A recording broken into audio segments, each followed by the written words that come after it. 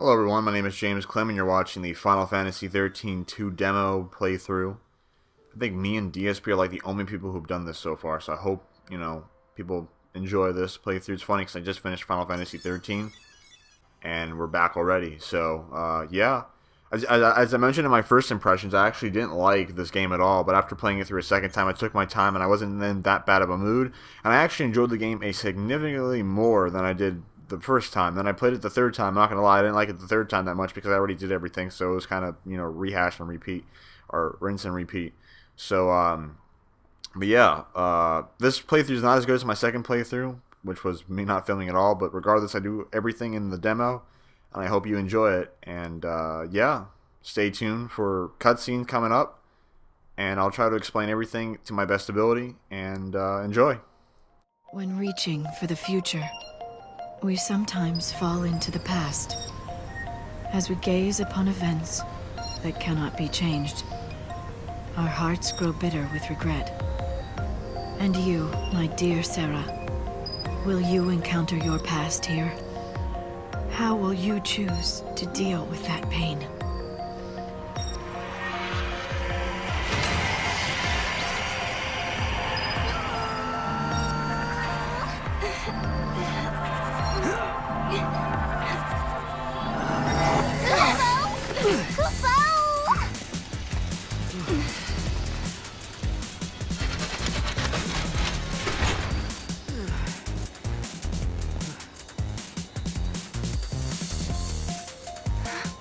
This is Cocoon. Really? Are you sure? Yeah, check it out. You can see the ground above us. Wow. So this is how Cocoon looks from the inside. That's right, I forgot. This is your first time here. Yep. Kubo!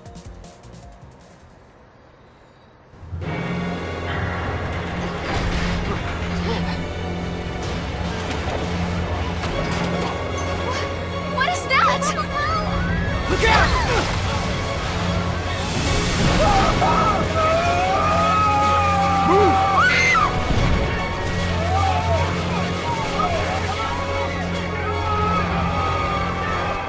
Get up!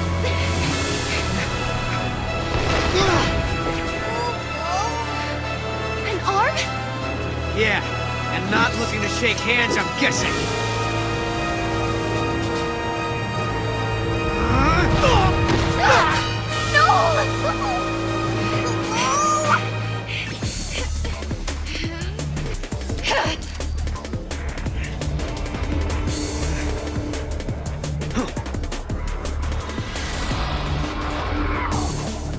So we're fighting a guy called Atlas, and this is the Paradigm Shift tutorial, which is the same thing from Final Fantasy XIII. I just did the tutorial because I wanted you guys to know about it. Welcome to the world of Final Fantasy XIII. I'm not going to read everything on the screen because you can. Because I already know what to do. So you press L. Well, I play on Xbox, so you press left bumper to switch, and then you can change your paradigms. And yeah, I'm honestly, in my opinion, still the ATB gauge is still a bit slower. It really is, but I think I found a way around it somewhat. You keep switching paradigms, and sometimes if you're lucky, you'll have full you'll have a full ATB gauge every time you switch paradigms, so you don't really have to wait anymore. But sometimes you do, and usually when I do have to wait, it doesn't take that long. But yeah, I do agree, or I must say that the ATB gauges are slower than the ones in the first game, which I don't get why they did that. But yeah, also there's things called cinematic action sequences, which are quick time events, and there's certain parts where you have to do command buttons, and it's not like crappy games where you just have to press a button. They actually make it interesting, and you have to like do this really cool command, and it looks really cool on the screen. Coming up right here, I believe. Here we go, and like the way that they just do it, it looks really cool. So they win in that aspect. So yeah, and now since I guess we did something good, we now have buffs on for some apparent reason. And honestly, I don't think anyone can get a 5-star in this fight. I've tried. This is my third time, and I've gotten 3 stars every single time. I've never gotten a 5-star. And I think it's impossible. But I could be wrong. But I'm pretty sure you can't get a 5-star in this fight.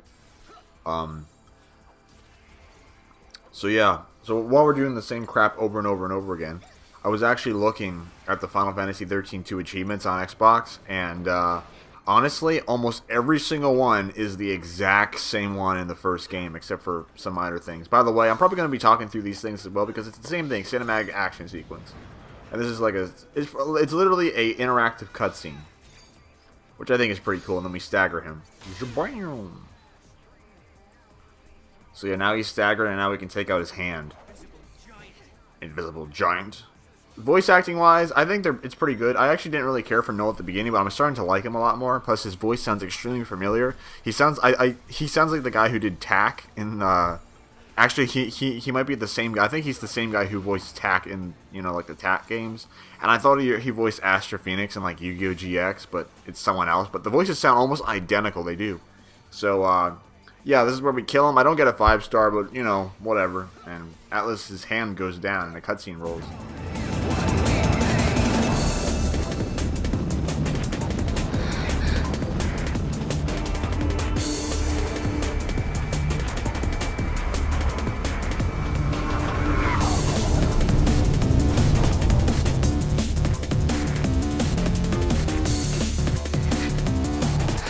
Hostile located. Engage at will. Paradox effect confirmed. Targeting Atlas.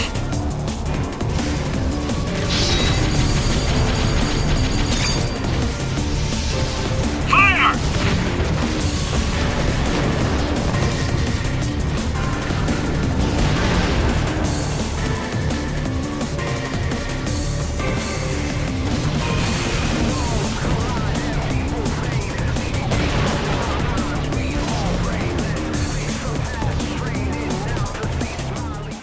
I wonder if every single cutscene is going to be a QuickTime event or like interactive. But yeah, 3 stars, whatever.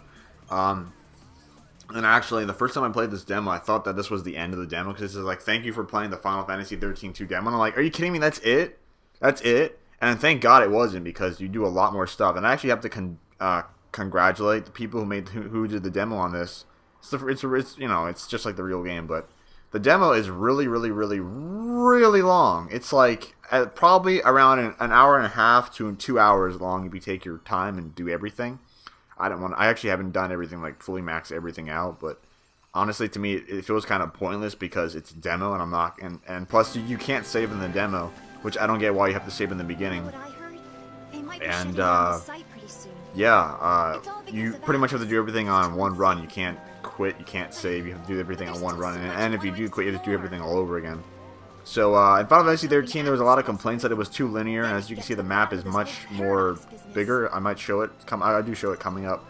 I don't know if it's in this part per se, but the map's much more wide out. You can go to different areas, so it is pretty cool. It is still like on a linear path, but this is just the beginning of the game, so I'm pretty sure in other parts of the game there's going to be a lot more different paths, and a lot bigger, a lot bigger.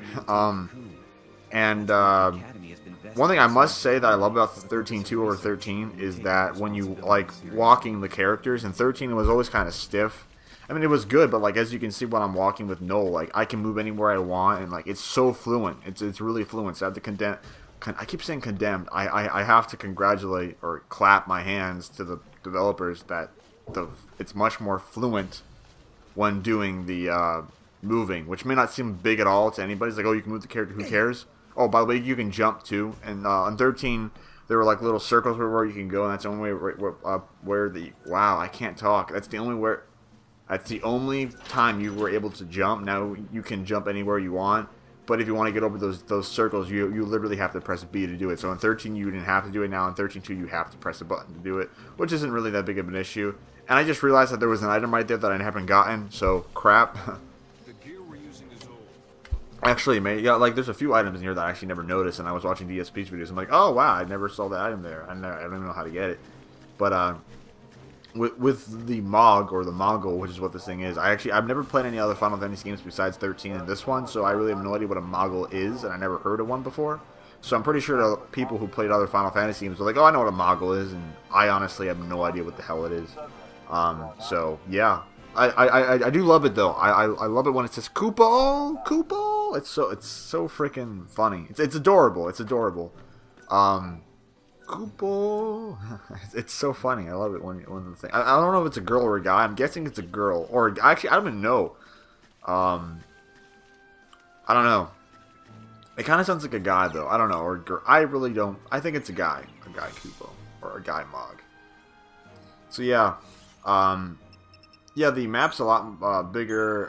There's a lot of new things added to like the paradigms. Like there's I think in the next part, or yeah, in the next part, I learned how to use monsters, and that's a new game mechanic in this game. Instead of having a third-party member, you would just have a your third-party member in 13 was always a person. Now in 13-2, it's a monster, or like enemies you fought in battle. So like literally Pokemon. It's Pokemon. And it does work actually. Before I didn't like it, but now I know I took time to learn it. It's actually a lot more fun to use, and some enemies are really useful to use. I don't know what they're called, but there's this one mosquito type enemy that's like if you fully max it to 20, which I've done twice, and I do it in this playthrough. His strength gets up to like 203, 207, and it is mad powerful. And I use that to defeat the final boss in this demo. And yeah, and then there's other things like a cat's teeth or whatever, which heals you. And then there's another robot. I don't know the names, but like some's really good at Ravengers, some's really good at Synergists, some really good at Saboteurs. There's a Pulse Nightworker who's great at cutscene. Chocobocolina! Welcome, get your traveling products here at Chocolina's Emporium. The beauty's all mine, but the products can be yours, but only if you show me the money.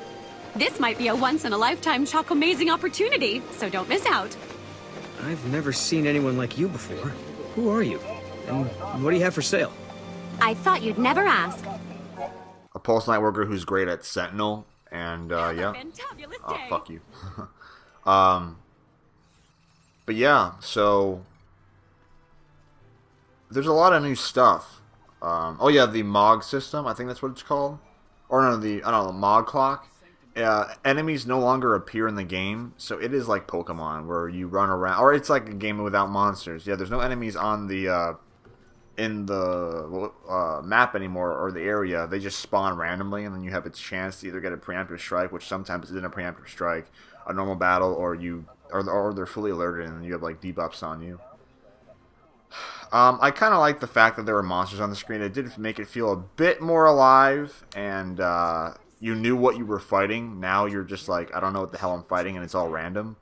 Also, I noticed that there's no Libra in the demo, so you can't identify like their weaknesses and all. So I wonder how the hell they're going to do that, because throughout the entire time I couldn't identify their weakness. And I mean, I kind of knew what their weakness was from like prior games, but I couldn't. I mean, I used them, and like I don't know, I couldn't Libra anything. And I'm just like, oh, what the hell. So I hope there's a Libra system in the 13-2. This is where we get spawned a random battle. This is the first monster battle where we fight monsters and we have to take them out. So yeah, the guy like the spinning rotating guy, he's really good as a Ravager. I never knew that. I watched DSP's playthrough and he was really good as a Ravager. And then this cat, which I take eventually, he's really good at healing himself up. And yeah, so and honestly, I think this is what I do. I level up the cat, but then like around actually right after I level up the cat, I kind of ditch the cat, because I level up Sarah up, and I get her up to her hermetic pretty high, and I no longer need the cat, and I just focus on getting like commandos and stuff. So yeah. And now here comes the cutscene that I did not cut once again. I don't know why, but anyway, thank you for watching part 1. Stay tuned for part 2, 3, 4, and 5. Blarg. What? The monster turned into Crystal. Servant of time, daughter of chaos, unto the world unseen, the untamed you guide. What do you know? It talks. Wait, what do you mean? Yeah. Guide the untamed? Your power over monsters, Kupo. Over monsters? Now that you mention it, Lightning had monsters fighting with her in battle. You can do the same, Kupo. Okay. This power, can you show me how it works? I want to learn how to protect myself. Might as well start now. Kupo?